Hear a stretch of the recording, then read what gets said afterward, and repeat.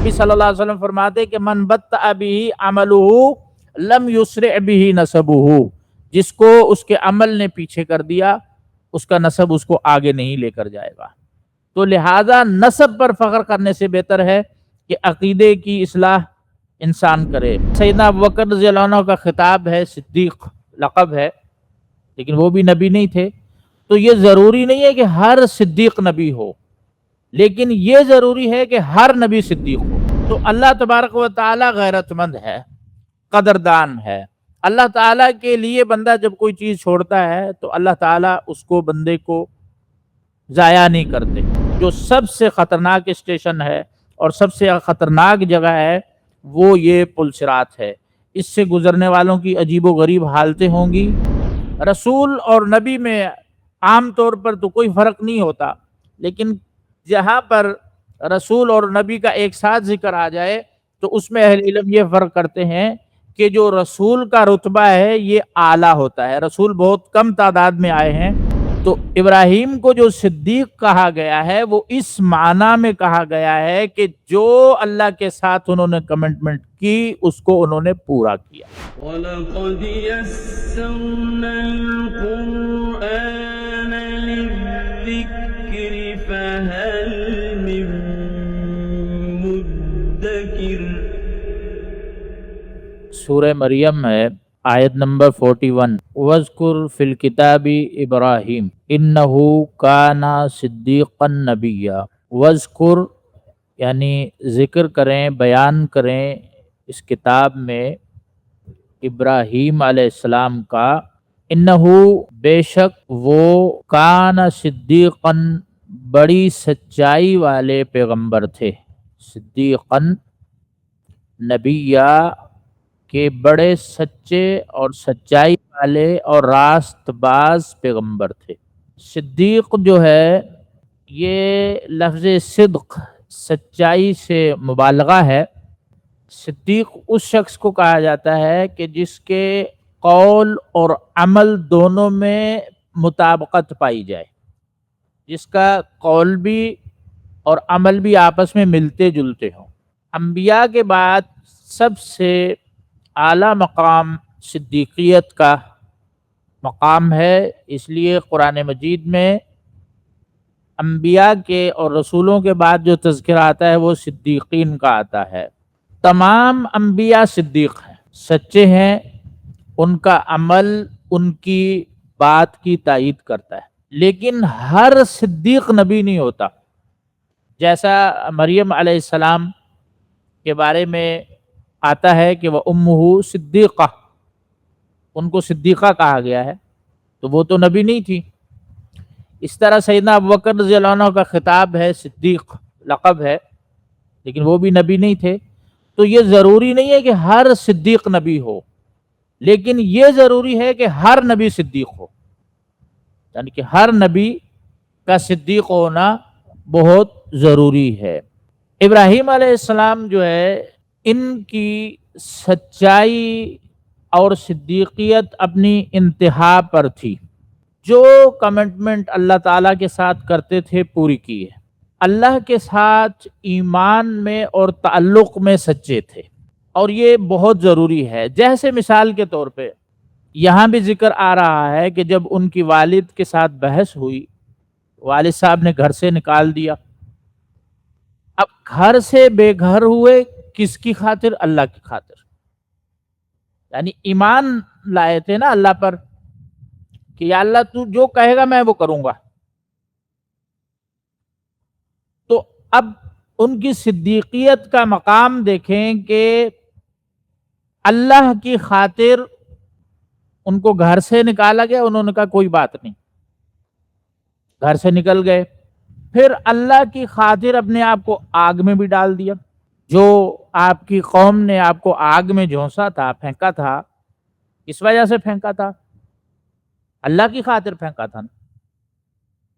یہ صدیقیت، صدیقین کے یہ عمل ہوتے ہیں کہ اللہ کے ساتھ جو بھی انہوں نے معاہدہ ایمان کا کیا ہوا ہے، اس کے بعد پھر وہ کسی چیز کی پرواہ نہیں کرتے، کسی نقصان کو برداشت کرنے کے لیے بھی وہ تیار ہوتے ہیں۔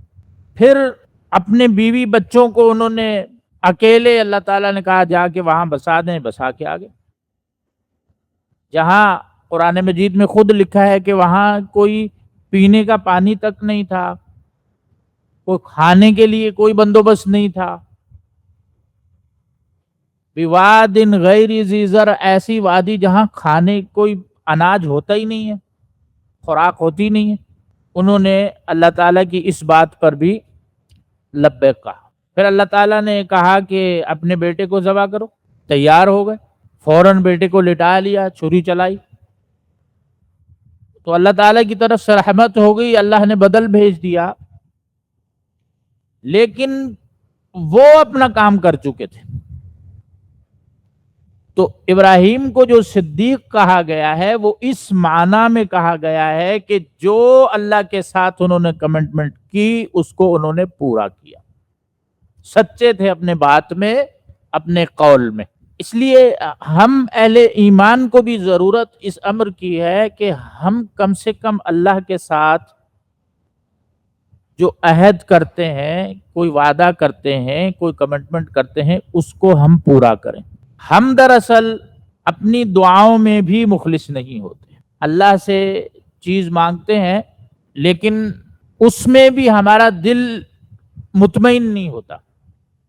اللہ کے نبی صلی اللہ علیہ وسلم کے پاس ایک صحابی آتے ہیں، آ کر فرماتے ہیں مجھے اپنے ساتھ جنگ میں شریک کر لیں، لڑائی میں. آپ صلی اللہ علیہ وسلم نے ان کو شامل کر لیا، ایمان لائے تھے. جب جنگ ختم ہو گئی تو نبی صلی اللہ علیہ وسلم نے پھر مال غنیمت جو اکٹھا ہوا تھا سب میں تقسیم کیا، ان کو بھی دیا. جب ان کو دیا تو وہ حیران ہوئے، کہتے ہیں کہ یہ کیا ہے؟ تو نبی صلی اللہ علیہ وسلم نے کہا یہ غنیمت میں سے تمہارا حصہ ہے. تو وہ فرمانے لگے کہ ما علی ھذا اتبعتک، میں یہ لینے کے لیے آپ کے پیچھے نہیں آیا تھا، بلکہ انہوں نے اپنی شہرت کی طرف اشارہ کیا کہ میں تو اس مقصد کے لیے آیا تھا کہ مجھے اس مقام پر تیر لگے اور میں اللہ کے راستے میں قربان ہو جاؤں. ان کی خواہش تھی اللہ کے لیے. تو جب وہ چلے گئے تو نبی کریم صلی اللہ علیہ وسلم نے فرمایا کہ اگر یہ اپنی بات میں سچے ہیں تو اللہ تعالیٰ ان کی اس بات کو سچ کرے گا. اور اگلی ہی لڑائی میں وہ شریک ہوئے دوبارہ، اور ان کو اسی مقام پر تیر لگا جہاں انہوں نے اشارہ کیا تھا، اور اللہ کے راستے میں شہید ہو گئے. آپ صلی اللہ علیہ وسلم نے جب یہ ماجرا اور یہ واقعہ آپ کو بتایا گیا تو آپ نے کہا کہ اللہ کے ساتھ سچے تھے، اللہ نے پھر اس کی بات کو بھی سچ کر دکھایا. تو لہذا ضروری ہے کہ ہم جو اللہ کے ساتھ عہد کرتے ہیں اس کو ہم پورا کریں، اس میں کتنا بڑا بھی نقصان برداشت کرنا پڑے اس کی فکر نہیں کرنی چاہیے انسان کو. اذ قال لأبيه يا أبت لم تعبد ما لا يسمع ولا يبصر ولا يغني عنك شيئا.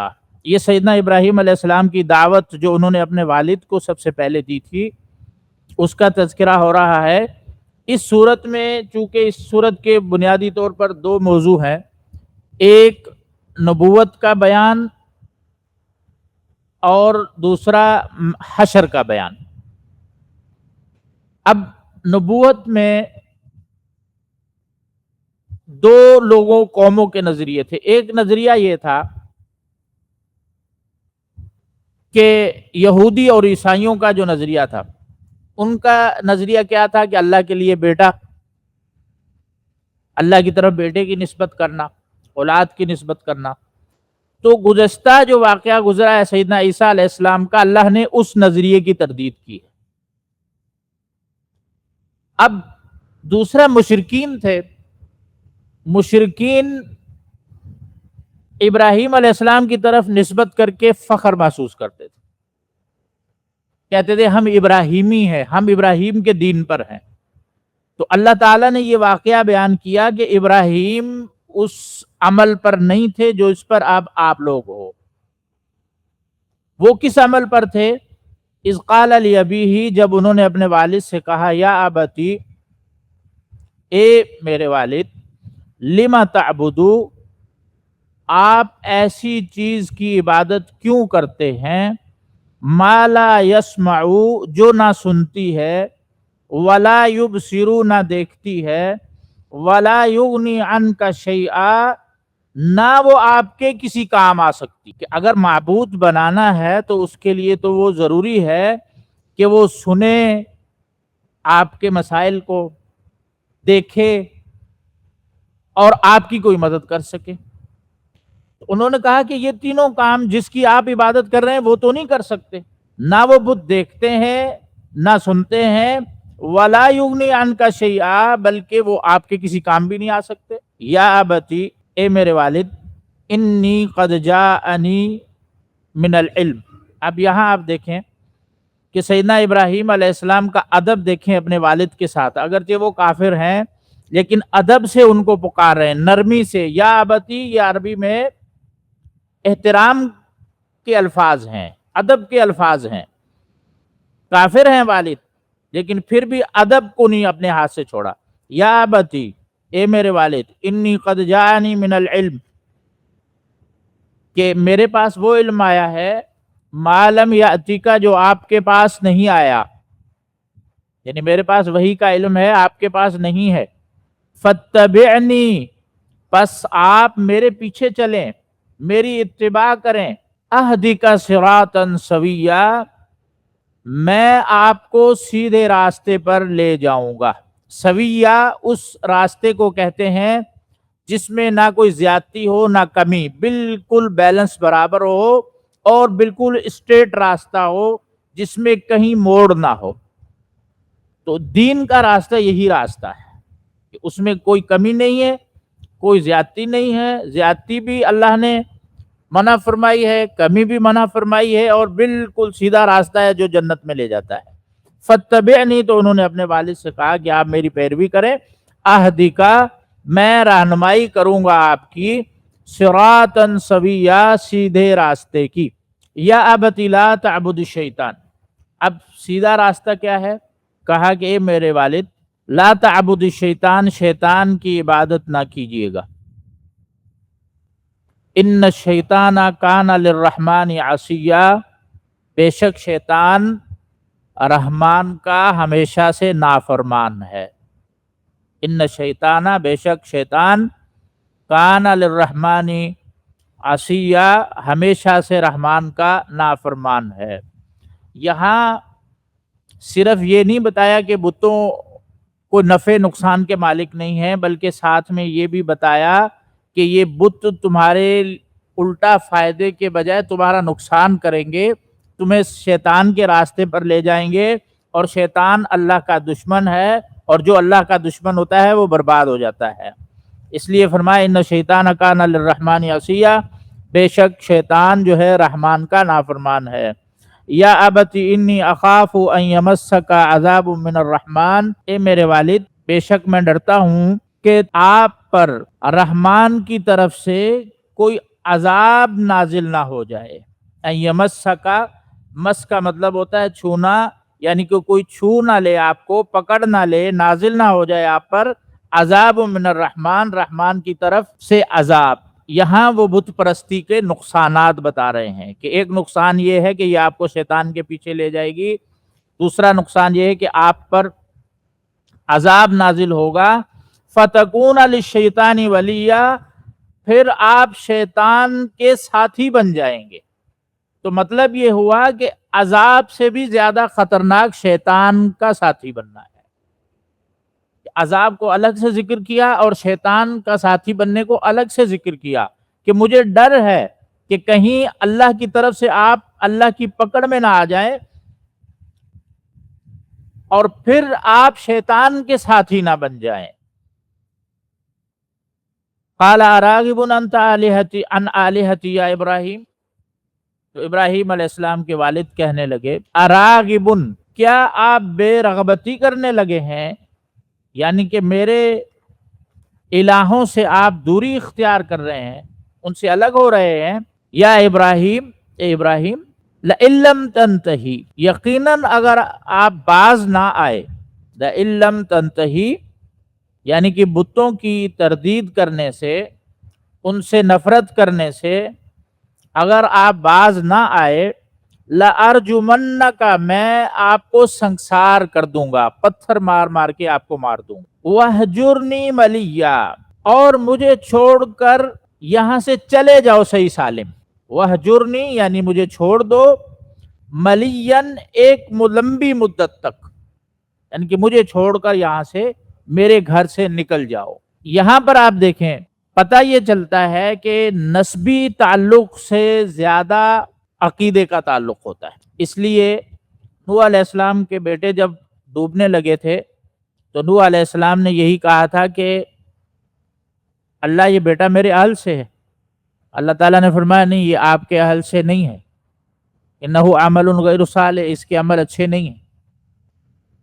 تو نوح علیہ السلام کے اہل سے بیٹے کو نکال دیا گیا۔ اب یہاں آپ دیکھیں کہ باپ کافر ہے اور بیٹے سے محبت بھی تھی، لیکن اس کے باوجود جب عقیدے کا مسئلہ آ گیا تو نسبی محبت سے عقیدے کی محبت اس پر غالب آ گئی۔ تو اس نے دیکھا کہ یہ تو بیٹا میرے عقیدے کے خلاف جا رہا ہے، میرے الہوں اور میرے بتوں کو برا کہہ رہا ہے، ان کی مذمت کر رہا ہے۔ تو اس سے کہا کہ اب تم یہاں سے چلے جاؤ ورنہ میں تمہیں سنسار کر دوں گا۔ تو اصل جو ہوتا ہے تعلق وہ ایمان کا تعلق ہے، عقیدے کا تعلق ہے، اہل اسلام کے اپنے درمیان بھی اور جو اہل کفر ہیں ان کے بھی اپنے درمیان۔ اصل تعلق عقیدے کا ہے، نسب کا تعلق اس کے بعد آتا ہے۔ تو لہٰذا جو بھی کوئی بھی شخص یہ مت سمجھے کہ اگر وہ کسی اچھے تعلق سے ہے، اچھے کسی نبی کے خاندان سے ہے، کسی ولی کے خاندان سے ہے، تو وہ یہ مت سمجھے اور یہ مت تصور کرے کہ میرا اس خاندان کے ساتھ تعلق ہونے کی وجہ سے میں کامیاب ہو جاؤں گا۔ نہیں، نبی صلی اللہ علیہ وسلم فرماتے کہ من بطأ بہ عملہ لم یسرع بہ نسبہ، جس کو اس کے عمل نے پیچھے کر دیا اس کا نسب اس کو آگے نہیں لے کر جائے گا۔ تو لہٰذا نسب پر فخر کرنے سے بہتر ہے کہ عقیدے کی اصلاح انسان کرے۔ قال سلام علیکہ، اب آپ ابراہیم علیہ السلام کا طرز عمل دیکھیں کہ باپ ڈانٹ رہا ہے، کہہ رہا ہے کہ تمہیں سنسار کر دوں گا، پتھروں سے تمہیں قتل کر دوں گا، وہ آگے سے فرما رہے ہیں کہ سلام علیکہ، آپ پر سلامتی ہو۔ یہ جدائی کا سلام ہے کہ تم پر سلام ہو، میں جا رہا ہوں۔ عام حالات میں کافر کو ہماری دین اور شریعت میں سلام کی اجازت نہیں ہے، کہ نبی کریم صلی اللہ علیہ وسلم نے فرمایا کہ لا تبدأ الیہود والنصارى بالسلام، کہ یہودیوں اور عیسائیوں کو جب ملتے ہو تو سلام کر کے ان کے ساتھ ابتدا نہ کیا کرو، کیونکہ سلام ایک دعا ہے سلامتی کی، اللہ کی رحمت کی، اور کافر جو ہے اس سے محروم ہے، کافر سلامتی سے اور اللہ کی رحمت سے محروم ہے۔ اس لیے تو یہاں جو ابراہیم علیہ السلام نے سلام کیا ہے یہ الوداعی سلام ہے کہ سلام ہو آپ پر، میں جا رہا ہوں۔ سأستغفر لک، پھر ساتھ جو ہے اپنی محبت بھی بتا رہے ہیں کہ میں آپ کے لیے مغفرت طلب کروں گا اللہ سے، ربی اپنے رب سے، انہ کان بی حفیہ، بے شک وہ مجھ پر ہمیشہ سے بڑا مہربان ہے۔ حفی کہتے ہیں مشفق، مہربان، خیال کرنے والے، کہ اللہ تعالیٰ مجھ پر ہمیشہ سے بڑا مہربان ہے۔ تو یہاں جو ابراہیم علیہ السلام نے دعا استغفار کا ذکر کیا ہے یہ ایک وقت کے لیے تھا۔ آگے ایک اور مقام پر اللہ تبارک و تعالیٰ نے فرمایا ہے کہ ابراہیم نے جو اپنے والد کے لیے استغفار کیا تھا الا عن موعدۃ وعدہا ایاہ، ایک وعدہ تھا جو انہوں نے پورا کرنا تھا، پورا کر لیا۔ تو جب ان کو پتہ چل گیا کہ اللہ کے یہ دشمن ہے، تبرأ منہ، انہوں نے فوراً ان سے برات کا جو ہے وہ راستہ اختیار کر لیا۔ اسی طرح نبی کریم صلی اللہ علیہ وسلم نے بھی جب اہل کفر کے لیے دعا کا، اپنے چچا جو ان کے تھے، جو ان کا بڑا خیال رکھتے تھے، ان کے لیے جب دعا کا ارادہ کیا تو اللہ تبارک و تعالیٰ نے منع فرما دیا۔ تو کافر کے لیے، مشرک کے لیے دعائے مغفرت نہیں کی جا سکتی۔ تو یہاں جو ابراہیم علیہ السلام نے استغفار کا تذکرہ کیا ہے کہ میں آپ کے لیے استغفار طلب کروں گا. یہ ابتدا میں تھا، بعد میں اللہ تبارک و تعالیٰ کی طرف سے جب منع ہو گیا تو پھر انہوں نے براءت اختیار کر لی.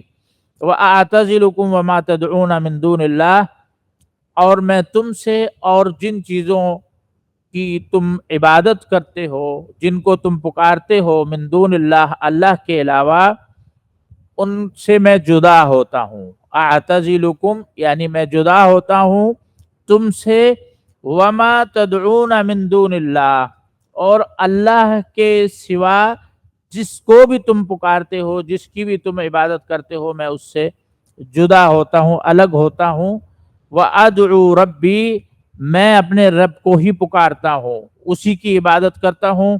عسیٰ اللہ اکون بدعاء ربی شقیہ، میں اپنے رب کو پکارتا ہوں اس امید سے کہ میں اپنے رب کو پکار کر کبھی بد نصیب نہیں رہا. یعنی بد نصیب نہیں رہا کا مطلب یہ ہے کہ جب بھی میں اللہ کو پکارتا ہوں، اللہ تعالیٰ میری پکار کو سنتا ہے، میری ضرورت کو پوری کرتا ہے. ہاں، تم جن کو پکار رہے ہو وہ نہ تمہاری پکار کو سنتے ہیں، نہ تمہاری ضرورت پوری کر سکتے ہیں. یعنی کسی بھی لمحے میرے رب نے مجھے اکیلا نہیں چھوڑا. فلما اعتزلهم وما يعبدون من دون اللہ. اب یہاں دیکھیں کہ ابراہیم علیہ السلام نے جب چھوڑ دیا، اللہ کی خاطر چھوڑا، تو اللہ تبارک و تعالی غیرت مند ہے، قدردان ہے. اللہ تعالیٰ کے لیے بندہ جب کوئی چیز چھوڑتا ہے تو اللہ تعالیٰ اس کو، بندے کو ضائع نہیں کرتے. ابراہیم علیہ السلام نے جب اپنے والد کو چھوڑا، اپنے گھر کو چھوڑا، اپنی قوم کو چھوڑا، تو اللہ تعالیٰ نے فرمایا کہ فلما اعتزلهم، جب وہ میری خاطر ان سے علیحدہ ہو گئے اور ان چیزوں سے، وما یعبدون من دون اللہ، اور ان چیزوں سے علیحدہ ہو گئے جن کی وہ اللہ کے سوا عبادت کرتے تھے. وَهَبْنَا لَهُ اسحاق وَيَعْقُوب، ہم نے انہیں اسحاق اور یعقوب عطا کیے. یعنی دونوں بیٹا اور پوتا، دونوں نبی. آگے اللہ نے اتنی عطا دی کہ سیدنا ابراہیم کے بعد جو بھی نبی آیا ان کی اولاد سے، یا تو بنی اسرائیل کے انبیاء ہیں جو یعقوب علیہ السلام کی اولاد سے ہیں، اسرائیل کی، یا محمد عربی صلی اللہ علیہ وسلم ہیں جو اسماعیل کی اولاد سے ہیں. تو اللہ نے اتنے، جب انہوں نے سب کچھ اللہ کے لیے قربان کر دیا، تو اللہ تبارک و تعالیٰ نے ان کو اتنی عزت دی کہ ان کی آل اور اولاد میں نبوت کو سمیٹ دیا. اور یہ بہت بڑی رحمت ہے، بہت بڑی برکت ہے کہ اللہ تبارک و تعالیٰ اولاد میں سے کسی کو نبوت کے منصب پر فائز کر دے. یہ کیوں کہا فلما اعتزلهم وما يعبدون من دون اللہ؟ جب انہوں نے میری خاطر دشمنی کی، میری خاطر الگ ہوئے، تو وَهَبْنَا لَهُ اسحاق وَيَعْقُوب، ہم نے انہیں اسحاق عطا کیے، یعقوب عطا کیے. وَكُلًّا جَعَلْنَا نَبِيًّا، ان سب کو ہم نے نبی بنا دیا، نبوت کے منصب پر فائز کر دیا. وَوَهَبْنَا لَهُم مِّن رَحْمَتِنَا وَجَعَلْنَا لَهُمْ لِسَانَ صِدْقٍ عَلِيًّا، اور ہم نے اپنی رحمت سے اور بھی برکتیں دیں. وَهَبْنَا، ہم نے عطا کی، لَهُمْ ان کو، مِّن رَحْمَتِنَا، اپنی رحمت سے حصہ عطا کیا. رحمت کا حصہ کیا تھا؟ نبوت تھی، دنیا تھی، اللہ نے دنیا بھی ان کو دی، بے شمار مال اولاد میں برکتیں دیں. ارض مقدس جو شام ہے، بڑی مبارک زمین ہے، اس کی ان کو خلافت دی. نسل در نسل امام جتنے بھی ہوئے، جتنے بھی انبیاء ہوئے، سب انہی کی نسل سے ہوئے. وَوَهَبْنَا لَهُم مِّن رَحْمَتِنَا وَجَعَلْنَا لَهُمْ لِسَانَ صِدْقٍ، اور سچی ناموری بھی عطا کی. یعنی کہ رہتی دنیا تک جو بھی آئے، یہودیوں سے پوچھو تو کہتے ہیں ابراہیم سے محبت ہے، ہم ابراہیمی ہیں. عیسائیوں سے پوچھو کہتے ہیں ہم ابراہیمی ہیں. مشرکین سے پوچھو کہتے ہیں ہم ابراہیمی ہیں. یعنی کہ اللہ تعالیٰ نے ان کا تذکرہ بھی لسان صدقین، سچی ناموری، یعنی کہ بعد میں جو لوگ بھی آئے سارے انہی کے نام لیتے رہے، انہی سے محبت کرتے رہے. اب یہودی، عیسائی، مشرک سب ابراہیم علیہ السلام کی طرف اپنے آپ کو نسبت سمجھ کر کے اعزاز سمجھتے ہیں، فخر سمجھتے ہیں. لسان صدقن یعنی سچی ناموری ہم نے ان عطا کی، علیاً بہت اونچی. اور اس سے بڑی بات یہ ہے کہ جیسا کہ ہم درود ابراہیمی پڑھتے ہیں کہ اللہ تعالیٰ نے ان کے لیے دعا ہر مسلمان کی زبان پر جاری کر دی۔ ہر نماز میں ہم کہتے ہیں کہ اللہم صلی علی محمد وعلی آل محمد کما صلیت علی ابراہیم وعلی آل ابراہیم، کہ ابراہیم کا بھی ذکر کرتے ہیں، آل ابراہیم کا بھی ذکر کرتے ہیں ہر مسلمان۔ اور کب تک یہ ذکر چلتا رہے گا، کب تک یہ دعائیں چلتی رہیں گی؟ یہ اللہ تبارک و تعالیٰ نے یہ لسان صدق، سچی ناموری یہ ہے، علین بلند مقام، یہ سب سے بڑا بلند مقام ہے کہ رہتی دنیا تک لوگ ان سے محبت کر رہے ہیں، ان کے لیے لڑ رہے ہیں، ان کی طرف نسبت کرنے کو اب فخر سمجھتے ہیں اور ان کے لیے دعائیں کر رہے ہیں۔ تو یہ سیدنا ابراہیم علیہ السلام کے واقعے کے بعد آگے موسیٰ علیہ السلام کا واقعہ ہے۔ وَاذْكُرْ فِي الْكِتَابِ موسیٰ، یاد کریں، ذکر کریں کتاب میں موسیٰ علیہ السلام کا، اِنَّهُ كَانَ مُخْلَصًا، وہ ہمارے خالص کیے ہوئے بندے تھے، یعنی کہ صرف وہ ہمارے ساتھ مخلص تھے، ہمارے لیے ہی تھے، ہمارے لیے ہی لڑتے تھے، ہمارے لیے تعلق جوڑتے تھے، ہمارے لیے ہی لوگوں سے علیحدہ ہوتے تھے۔ وَكَانَ رَسُولًا نَبِيًّا، اور رسول تھے بھی تھے، یعنی ہمارے چنے ہوئے تھے، ہم نے ان کو نبی بنایا ہے۔ رسول اور نبی میں عام طور پر تو کوئی فرق نہیں ہوتا، لیکن جہاں پر رسول اور نبی کا ایک ساتھ ذکر آ جائے تو اس میں اہل علم یہ فرق کرتے ہیں کہ جو رسول کا رتبہ ہے یہ اعلیٰ ہوتا ہے۔ رسول بہت کم تعداد میں آئے ہیں، 313 کے قریب رسول ہیں کم و بیش جو کتب میں ملتے ہیں۔ رسولوں کی تعداد کم ہے، رسولوں کا درجہ اونچا ہوتا ہے، اور انبیاء کی تعداد زیادہ ہے، انبیاء سے تو لاکھوں کے قریب ہیں۔ تو جو رسول ہوتا ہے عمومی طور پر اہل علم یہ فرماتے ہیں کہ وہ نئی شریعت لے کر آتا ہے، سابقہ شریعت منسوخ ہو جاتی ہے۔ جیسے کہ ہماری جب شریعت آئی تو ہماری شریعت نے نبی صلی اللہ علیہ وسلم پر جو قرآن نازل ہوا اس نے پہلے کے بہت سے احکاموں کو منسوخ کر دیا، لیکن انبیاء جو ہوتے ہیں عموماً اکثر جو صرف نبی کے رتبے پر ہوتے ہیں وہ سابقہ شریعت کی ہی آگے تبلیغ کرتے ہیں، اسی کو آگے چلاتے ہیں۔ وَنَادَيْنَاهُ مِن جَانِبِ الطُّورِ الْأَيْمَنِ، ہم نے انہیں آواز دی پہاڑ کی دائیں جانب سے سرگوشی کرتے ہوئے، یعنی آہستہ سے۔ وَقَرَّبْنَاهُ نَجِيًّا، اور انہیں اپنے قریب کر لیا۔ یہ موسیٰ علیہ السلام جب مدین میں ٹھہر کر جو انہوں نے وہاں کمٹمنٹ کی تھی 8 سال 10 سال کی، وہاں سے جب وہ کمٹمنٹ ان کی پوری ہو گئی، وعدہ پورا ہوا، مدت پوری ہوئی، تو وہاں سے نکل کر جب وہ واپس آ رہے تھے اپنے علاقے کی طرف تو راستے میں طور کے پاس اللہ تعالیٰ نے ان کو بلایا اور وہاں پر ان کو نبوت عطا کی گئی۔ وَقَرَّبْنَاهُ، ہم نے قریب بلایا، نجیہ یعنی کہ سرگوشی کے لیے، ان سے بات کرنے کے لیے۔ اور یہ موسیٰ علیہ السلام کا شرف ہے کہ دنیا میں اللہ تعالیٰ نے ان سے بات کی ہے، یہ اور کسی نبی کو شرف نصیب نہیں ہوا۔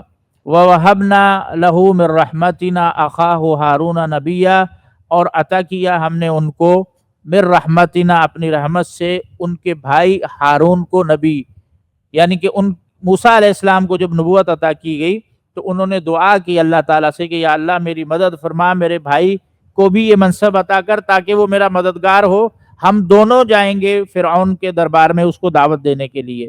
تو اللہ تعالیٰ نے فرمایا وَوَهَبْنَا لَهُ، ہم نے عطا کر دیا ان کو من رحمتنا، اپنی رحمت سے، اخاہ، ان کا بھائی، ہارون نبیًا، یعنی کہ ان کو بھی ہم نے نبی بنا کر انہیں عطا کر دیا۔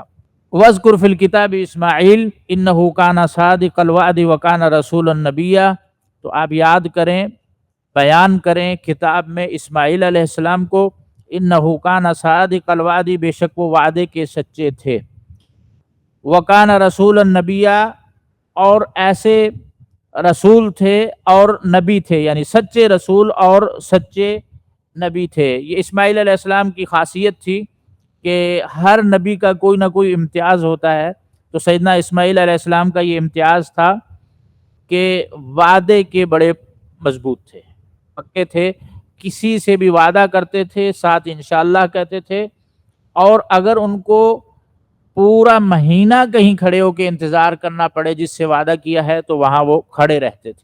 تو ان کا یہ امتیاز تھا، اس لیے اللہ تعالیٰ نے ان کا اس صفت کو قرآن مجید میں ذکر فرمایا کہ کان صادق الوعد، وعدے کے سچے تھے۔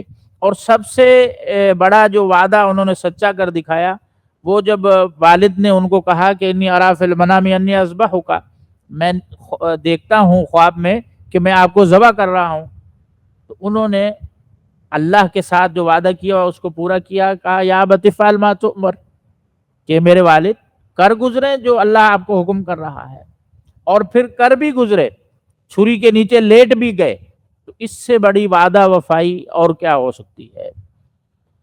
وَكَانَ يَأْمُرُ أَهْلَهُ بِالصَّلَاةِ وَالزَّكَاةِ، وہ اپنے گھر والوں کو نماز اور زکوٰۃ کا حکم دیتے تھے۔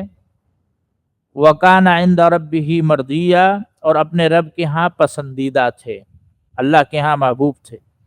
وَاذْكُرْ فِي الْكِتَابِ ادریس، پھر فرمایا کہ ذکر کریں کتاب میں ادریس علیہ السلام کا، اِنَّهُ كَانَ صِدِّيقًا نبیّا، وہ سچے تھے اور نبی تھے۔ ادریس علیہ السلام کے بارے میں اختلاف ہے اہل علم کے ہاں کہ یہ بنی اسرائیل کے نبی ہیں یا نوح علیہ السلام کے اجداد میں سے ہیں، آدم کے اولاد میں سے ہیں۔ تو بعض اہل علم یہ کہتے ہیں کہ یہ بنی اسرائیل کے نبی ہیں۔ اس کی دلیل وہ یہ لیتے ہیں کہ جب رسول اللہ صلی اللہ علیہ وسلم معراج پر گئے تھے تو جب ابراہیم سے ان کی ملاقات ہوئی تھی یا آدم سے ملاقات ہوئی تھی، تو آدم اور ابراہیم علیہ السلام نے آپ کو یہ الفاظ کہہ کے مخاطب کیا تھا، مرحباً بالولد الصالح، کہ خوش آمدید ایک نیک بیٹے کو۔ یعنی آدم سے جب ملاقات ہوئی تو انہوں نے اور ابراہیم نے آپ سلم کو خوش آمدید کہا، یہ کہتے ہوئے کہ نیک بیٹے۔ جب ادریس سے ملاقات ہوئی چوتھے آسمان سے تو انہوں نے کہا مرحباً بالنبی الصالح والاخ الصالح، کہ مرحبا ایک نیک نبی اور ایک نیک بھائی۔ تو اس سے بعض علماء نے استدلال کیا ہے کہ آپ صلی اللہ علیہ وسلم کو ادریس کا بھائی کہنا اس بات کی دلیل ہے کہ ادریس جو ہے آدم کی اولاد، جو نوح علیہ السلام سے پہلے کا دور ہے، اس میں سے نہیں تھے بلکہ بنی اسرائیل میں سے تھے۔ یہ ایک رائے ہے، اس سے استدلال کیا گیا ہے، لیکن صحیح یہ ہے کہ ادریس علیہ السلام آدم کے بیٹوں میں سے ہیں اور نوح کے اجداد میں سے ہیں۔ حضرت نوح علیہ السلام کے اجداد میں ان کا رتبہ آتا ہے۔ نبی کریم صلی اللہ علیہ وسلم جب معراج پر گئے تھے تو چوتھے آسمان پر ان سے ملاقات ہوئی تھی۔ وَرَفَعْنَاهُ مَكَانًا عَلِيًّا، اور ہم نے انہیں بہت اونچے مقام پر بلند کیا ہے۔ اونچے مقام سے اہل علم نے یہی مراد لیا ہے کہ چوتھے آسمان پر اللہ نے ان کو مقام دیا۔ اولئک الذین انعم اللہ علیہم من النبیین من ذریۃ آدم، یہ وہ لوگ ہیں جن پر اللہ نے انعام کیا۔ ہم جب نماز میں سوال کرتے ہیں نا اللہ تعالیٰ سے کہ اللہ ان لوگوں کا راستہ دکھا، الذین انعمت علیہم، اہدنا الصراط المستقیم صراط الذین انعمت علیہم، کہ جن پر تو نے انعام کیا ان کا راستہ دکھا۔ تو اللہ تعالیٰ فرما رہے ہیں کہ اولئک الذین انعم اللہ علیہم، یہ لوگ ہیں جن کا میں نے یہاں تذکرہ کیا ہے، ان کے اعمال کا تذکرہ کیا ہے، وہ کیا کیا کرتے تھے، وہ کیسے لوگ تھے، کیسی ان کی دعوت تھی، اپنے گھر والوں کو کیا تبلیغ کیا کرتے تھے۔ یہ لوگ ہیں اولئک الذین انعم اللہ علیہم من النبیین، انبیاء سے، من ذریۃ آدم، آدم کی اولاد سے، وممن حملنا مع نوح، آدم کی اولاد سے مراد ادریس علیہ السلام، وممن حملنا مع نوح، اور ان کی اولاد جن کو ہم نے سوار کیا تھا نوح کے ساتھ۔ ان کی اولاد میں سے کون ہے؟ ابراہیم ہے، یعنی جو لوگ نوح علیہ السلام کی کشتی میں سوار تھے ان کی اولاد میں سے ہی ابراہیم علیہ السلام پیدا ہوئے۔ ومن ذریۃ ابراہیم، اور ابراہیم کی اولاد سے، ابراہیم کی اولاد سے کون ہے؟ اسماعیل ہے، اسحاق ہے، یعقوب ہیں۔ واسرائیل، اور یعقوب علیہ السلام کی اولاد، اور ان سے موسیٰ ہیں، عیسیٰ ہیں، ہارون ہیں، زکریا ہیں، یحییٰ ہیں، یہ سب اسرائیل کی اولاد سے ہیں۔ وممن ہدینا، اور ان لوگوں سے جنہیں ہم نے ہدایت دی، وجتبینا، اور ہم نے چن لیا، اذا تتلی علیہم آیات الرحمن، ان پر جب اللہ کی آیات پڑھی جاتی تھی، خروا گر پڑتے تھے سجدن سجدے میں، وہ بکیا اور روتے ہوئے گرتے تھے، یعنی کہ اتنا خشوع اور خضوع تھا ان میں، ان سب کا جن کا تذکرہ آیا ہے کہ جب اللہ کی آیات ان پر پڑھی جاتی تھی تو روتے ہوئے سجدوں میں گر پڑتے تھے۔ اور فرمایا کہ فخلفا تو پیچھے آئے من بعدہم ان کے بعد، خلف لام کے سکون کے ساتھ اگر ہوگا تو اس سے مراد اولاد ہوتی ہے، اور اگر لام کے اوپر زبر ہوگی تو اس کا مطلب ہوتا ہے جانشین، یعنی کہ جو بھی ایک کے جانے کے بعد دوسرا آتا ہے اس کی جگہ پر اس کو جانشین کہا جاتا ہے۔ تو اس میں دونوں مراد ہیں، تو یہاں کیونکہ لام کے اوپر سکون ہے تو زیادہ اشارہ اولاد کی ہی طرف ہے کہ ان کے بعد ان کی جگہ ایسے نالائق جانشین آئے، اضاعوا الصلاۃ، جنہوں نے نمازوں کو ضائع کر دیا۔ اللہ کے ہاں نماز کو ضائع کرنا یہ بہت بڑا جرم ہے، اور نماز ضائع کرنے کا مطلب یہ ہے کہ صحیح وقت پہ آپ نہ پڑھیں، آپ صلی اللہ علیہ وسلم کی سنت کے مطابق نہ پڑھیں، کبھی پڑھ لی کبھی چھوڑ دی۔ نبی کریم صلی اللہ علیہ وسلم کا فرمان ہے کہ لا تنقضن عرى الاسلام عروة عروة، اسلام ایک ایک گرہ گرہ ٹوٹتا جائے گا، ختم ہوتا جائے گا۔ کلما انقضت عروة تشبث الناس بالتي تلیہا، ایک گرہ ٹوٹ جائے گی دوسرے لوگ دوسری سے چمٹ جائیں گے۔ اولہن نقضا، سب سے پہلے حکم اور امارت ختم ہوگی، وآخرہن الصلاۃ، اور اس دین کا آخری سرا جو ہے، آخری کڑا، آخری پوائنٹ نماز ہے۔ تو سمجھو جب یہ ضائع ہو گئی تو اس کے بعد اب اسلام کو لوگوں نے اللہ حافظ کہہ دیا۔ تو نماز بڑی ضروری چیز ہے، اللہ نے ناخلف لوگوں کو قرار دیا ہے جو نماز کو ضائع کرتے ہیں۔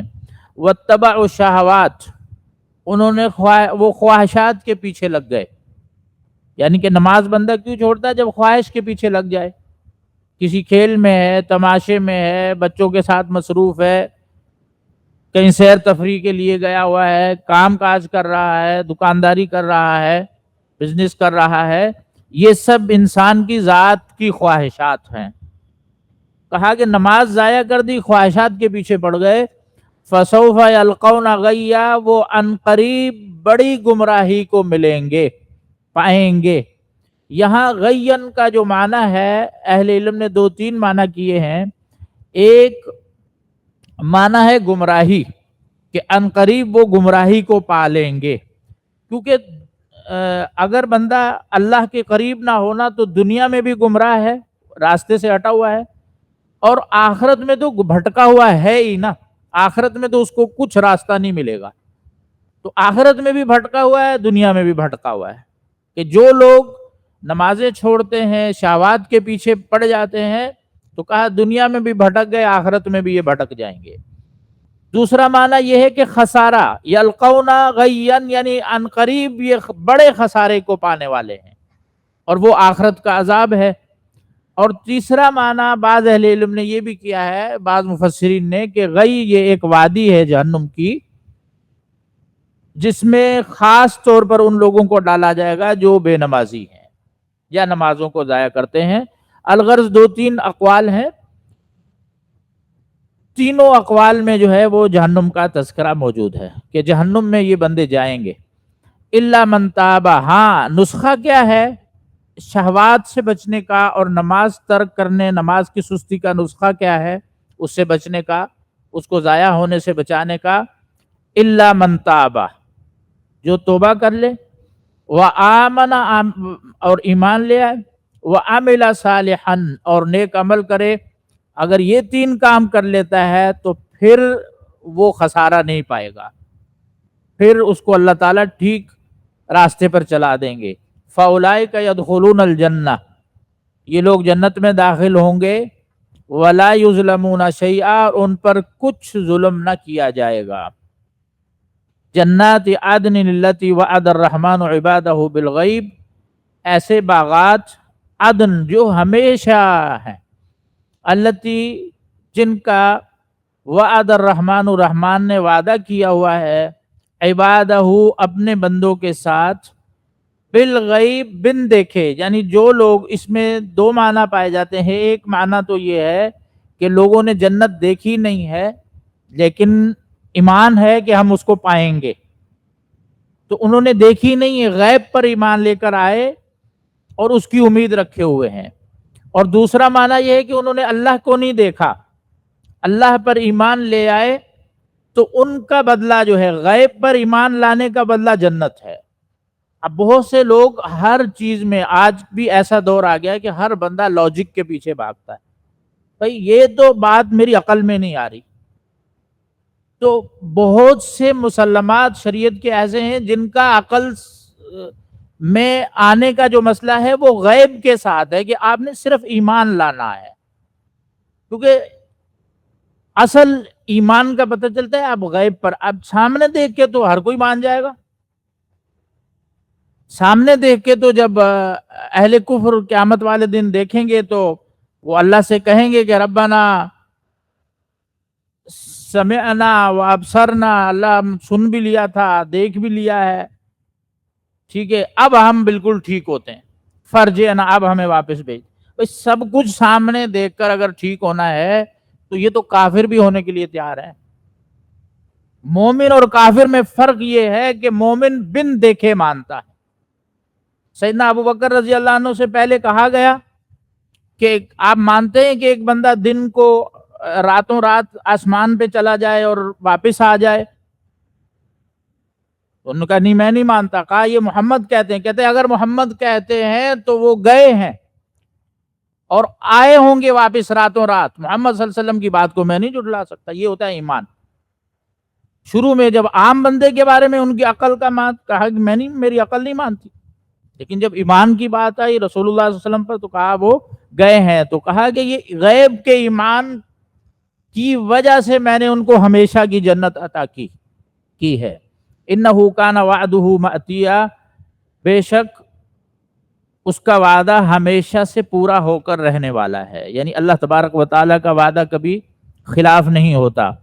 ایسی جنت ہے لا یسمعون فیہا لغوا الا سلاما، اس میں کوئی شور نہیں، کوئی پریشانی نہیں، پرسکون جگہ، سلامہ، صرف فرشتے آئیں گے، داخل ہوں گے، سلام اور سلامتی کا ورد کر رہے ہوں گے۔ وَلَهُمْ رِزْقُهُمْ فِيهَا بُكْرَةً وَعَشِيًّا، اور ان کے لیے صبح شام رزق ہے۔ یہاں صبح شام سے مراد جو ہے ہر وقت ہے، یعنی ہر وقت رزق ہے، کیونکہ جنت میں صبح شام کا وقت نہیں ہے، تو لہذا یہاں بکرتن و عشیہ کا جو ذکر کیا گیا ہے، مراد یہ ہے کہ ہمیشہ ان کو رزق ملے گا جیسا وہ چاہیں گے۔ تلک الجنت التی نورث من عبادنا من کان تقیا، یہ ہے وہ جنت جس کا ہم وارث بنائیں گے اپنے ان بندوں میں سے من کان تقیا، جو متقی لوگ ہیں۔ تو لہذا تقوی شرط ہے جنت کو پانے کے لیے۔ وَمَا نَتَنَزَّلُ إِلَّا بِأَمْرِ رَبِّكَ، اور ہم نہیں اترتے مگر تیرے رب کے حکم کے ساتھ۔ ایک دفعہ نبی کریم صلی اللہ علیہ وسلم نے جبریل امین سے یہ کہا کہ آپ کبھی کبھار آتے ہیں، اکثر ہمارے سے ملاقات کرنے کیوں نہیں آتے؟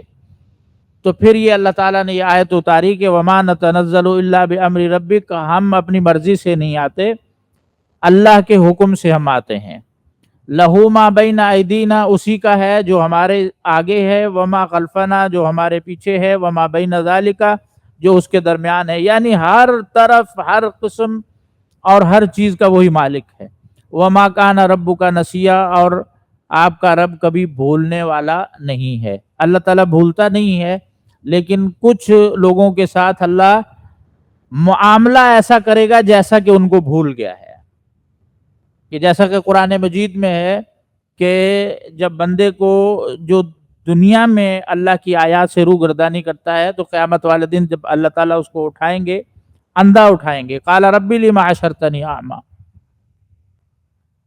اللہ مجھے اندھا کیوں اٹھایا، میں تو دیکھتا بالتا تھا۔ قال کذالک اتتک آیاتنا فنسیتها، ہماری آیتیں تمہارے پاس آئی تھی، اس وقت تم بھول گئے تھے، ان کو کوئی پرواہ نہیں تھی۔ وَكَذَلِكَ الْيَوْمَ تُنْسَى، اسی طرح آج ہم تمہیں بھلا دیں گے۔ تو مطلب یہ بھلانے کا نہیں کہ اللہ ان کو بھول گیا ہے، لیکن ان کے ساتھ معاملہ ایسا کرے گا کہ جیسا کہ ان کو بھولا ہوا ہے۔ ان سے کوئی رحمت سے اللہ بات نہیں کرے گا، کوئی ان کے عذاب کو دور نہیں کرے گا۔ وَمَا كَانَ رَبُّكَ نَسِيًّا، آپ کا رب کبھی بھولنے والا نہیں۔ رب السماوات والارض، جو آسمانوں اور زمین کا رب ہے، وما بینہما، اور ان دونوں کے درمیان جو کچھ ہے اس کا بھی رب ہے۔ فاعبدہ، پس اسی کی عبادت کرو۔ واستبر لعبادتہ، اور اسی کی عبادت پر جمے رہو، یعنی کہ ہٹنا نہیں ہے وہاں سے۔ حل تعلم لہ سمیہ، کیا کوئی آپ اس کا اور ہم نام جانتے ہیں؟ کیا آپ کو پتا ہے کہ اللہ کی جو صفات کا، اللہ جن صفات کا مالک ہے، کیا ان صفات کا کوئی اور بھی مالک ہے؟ کیا جو طاقت اللہ کی ہے کسی اور کی بھی ہے؟ جو اختیار اللہ کا ہے کسی اور کا بھی ہے؟ تو بتاؤ، اگر ہے تو پھر اس کی عبادت کرو، جب نہیں ہے تو مطلب یہ کہ وَاسْتَبِرْ لِعِبَادَتِهِ، پھر اسی کی عبادت پر صبر کرو۔ وَيَقُولُ الْإِنسَانُ أَإِذَا مَا مِتُّ لَسَوْفَ أُخْرَجُ حَيًّا، اور انسان کہتا ہے کہ أَإِذَا مَا مِتُّ، کہ کیا جب میں مر گیا، لَسَوْفَ أُخْرَجُ حَيًّا، تو کیا عنقریب مجھے زندہ کیا جائے گا؟ یعنی یہ سوال کرتا ہے۔ رسول اللہ صلی اللہ علیہ وسلم نے فرمایا کہ اللہ تعالیٰ، ایک حدیث میں ہے، حدیث قدسی ہے، کہ اللہ تعالیٰ فرماتے ہیں کہ کذبنی ابن آدم، کہ ابن آدم مجھے جھٹلاتا ہے، ولم یکن لہ ذالک، اس کے لیے یہ لائق نہیں ہے کہ وہ مجھے جھٹلائے، وشتمنی ولم یکن لہ ذالک، ابن آدم مجھے گالی دیتا ہے، اس کے لیے لائق نہیں ہے کہ وہ مجھے گالی دے۔ پھر فرمایا اما تکذیبہ ایایا فقولہ لن یعیدنی کما بدأنی، کہ مجھے جھٹلانا کیا ہے کہ بندے کا یہ کہنا کہ مجھے دوبارہ نہیں اٹھایا جائے گا، جبکہ وَلَيْسَ أَوَّلُ الْخَلْقِ بِأَهْوَنَ عَلَيَّ مِنْ إِعَادَتِهِ، پہلے پیدا کرنا زیادہ مشکل تھا، دوبارہ اٹھانا آسان ہے۔ وَأَمَّا شَتْمُهُ إِيَّايَ، اس کا مجھے گالی دینا یہ ہے کہ اتخذ اللہ ولدا، جو یہ کہتا ہے کہ اللہ نے بیٹا بنا لیا ہے، یہ مجھے وہ سمجھے گالی دیتا ہے۔ وَأَنَا الْأَحَدُ الصَّمَدُ، میں احد ہوں، سمد ہوں، میرا کوئی ہمسر نہیں ہے۔ لم الد، نہ میں نے کسی کو جنا ہے، ولم اولد، نہ کسی نے مجھے جنا ہے۔ پھر اللہ تعالیٰ فرماتے ہیں کہ اولا یذکر الانسان انا خلقناہ من قبل ولم یک شیئا، کہ کیا انسان یہ چیز یاد نہیں کرتا کہ اس سے پہلے ہم اس کو پیدا کر چکے ہیں۔ انا، بے شک ہم نے، خلقناہ، اسے پیدا کیا، من قبل، اس سے پہلے، ولم یک شیئا، کہ جبکہ یہ کوئی چیز نہیں تھا، یعنی اس کا کوئی وجود نہیں تھا، کوئی اس کی بنیاد نہیں تھی، کوئی اس کے اثرات نہیں تھے، تو ہم نے اس کو پیدا کیا۔ تو اس آیت میں اللہ تبارک و تعالی نے رد فرمایا ہے اس باطل نظریے کا کہ جو یہ کہتے تھے کفار کہ ہم مر گئے تو ہمیں دوبارہ کون اٹھائے گا، ہم کیسے اٹھائے جائیں گے۔ تو رب العالمین نے یہ فرمایا کہ کیا یہ انسان یاد نہیں کرتا کہ بے شک ہم نے اسے پیدا کیا ہے اس سے پہلے، جبکہ یہ کوئی چیز نہیں تھا۔ تو اللہ تعالیٰ نے قرآن میں بہت سے مقامات پر پہلی دفعہ پیدا کرنے کو دلیل بنایا ہے، دوبارہ زندہ کرنے پر، کہ یہ بتایا کہ دیکھیں پہلی دفعہ پیدا کرنا زیادہ مشکل ہوتا ہے، ایک دفعہ پیدا کرنے کے بعد دوبارہ پیدا کرنا آسان ہوتا ہے۔ تو جب انسان کا کوئی وجود ہی نہیں تھا، کوئی بنیاد ہی نہیں تھی، تو اللہ نے اسے پیدا کیا، وجود بخشا، کچھ بھی نہیں تھا وہ، تو جو اس کو عدم سے وجود میں لانے پر قادر ہے، وہ اسے مارنے کے بعد، ہڈیوں کے مٹی میں ملنے کے بعد دوبارہ اس میں روح اور جان ڈالنے پر قادر ہے۔ تو انسان کا یہ یہاں تذکرہ ہے۔ پھر فرمایا فَوَرَبِّكَ لَنَحْشُرَنَّهُمْ وَالشَّيَاطِينَ ثُمَّ لَنُحْضِرَنَّهُمْ حَوْلَ جَهَنَّمَ جِثِيًّا، تو تیرے رب کی قسم ہے، لَنَحْشُرَنَّهُمْ، ہم ان کو اور شیطانوں کو ضرور اکٹھا کریں گے۔ لَنَحْشُرَنَّهُمْ، ان کو یعنی منکرین کو، اور جن شیطانوں نے ان کو بہکایا ہے ان کو بھی ہم اکٹھا کریں گے۔ ثُمَّ لَنُحْضِرَنَّهُمْ حَوْلَ جَهَنَّمَ جِثِيًّا، پھر بے شک ہم انہیں جہنم کے گرد گھٹنوں کے بل حاضر کریں گے، یعنی کہ گھٹنوں کے پل ہوں گے۔ قرآن مجید میں بھی ہے کہ وَتَرَىٰ كُلَّ أُمَّةٍ جَاثِيَةٍ، ہر امت کو آپ دیکھیں گے گھٹنے کے بل بیٹھی ہوئی ہے، کیونکہ عظمت اتنی اور اللہ کے عذاب کی شدت اتنی ہوگی۔ رسول اللہ صلی اللہ علیہ وسلم فرماتے ہیں کہ اذا جیء بجہنم، جب جہنم کو لایا جائے گا، فإن تزفرف زفرتن، وہ سانس لے گی جس کی سانس میں آہ ہوگی، پھر فرمایا لا یبقى احد الا جسا لرکبتیہ، جو بھی اس کی آہ کو سنے گا اور اس کے سانس کو محسوس کرے گا، جسا علی رکبتیہ، گھٹنوں کے بل بیٹھ جائے گا۔ حتیٰ کہ انبیاء بھی، کوئی نبی جو ہے اس دن بات نہیں کر سکے گا، نفسی نفسی، حتیٰ کہ ابراہیم خلیل بھی کہیں گے نفسی نفسی، کہ یا اللہ میں آج کسی اور کا سوال نہیں کر رہا، صرف مجھے بچا، لا اسألک اليوم الا نفسی، آج میں تجھ سے صرف اپنی جان کا ہی واسطہ دے رہا ہوں کہ میری جان کو ہی تو بچا دے، اسی میں ہی خیر ہے۔ تو فرمایا لَنُحْضِرَنَّهُمْ، ہم بے شک انہیں حاضر کریں گے، حول جہنم، جہنم کے گرد، اس کیفیت میں جسیا کے گھٹنوں کے بل بیٹھے ہوئے ہوں گے۔ ثم لننزعن من كل شیعۃ، پھر بے شک ہم ہر گروہ سے اس شخص کو ضرور الگ کریں گے، ایہم اشد علی الرحمن عتیہ، جو رحمان کے خلاف زیادہ سرکش ہے۔ جو آج کل اللہ کے خلاف یا کسی بھی دور میں اللہ کے خلاف لیڈر بنتے ہیں اور لوگوں کو گمراہی کی طرف لے کر جاتے ہیں، جوق در جو لوگوں کو گمراہ کرتے ہیں، اللہ کے دین سے دور کرتے ہیں، اللہ کی نافرمانی کی طرف لے کے جاتے ہیں، تو اللہ تعالیٰ فرمائیں گے چن چن کر میں ان کو قیامت والے دن باہر نکالوں گا۔ لَنَنزِعَنَّ مِن كُلِّ شِیعَةٍ، ہر جماعت سے میں کھینچ کر نکالوں گا، کس کو؟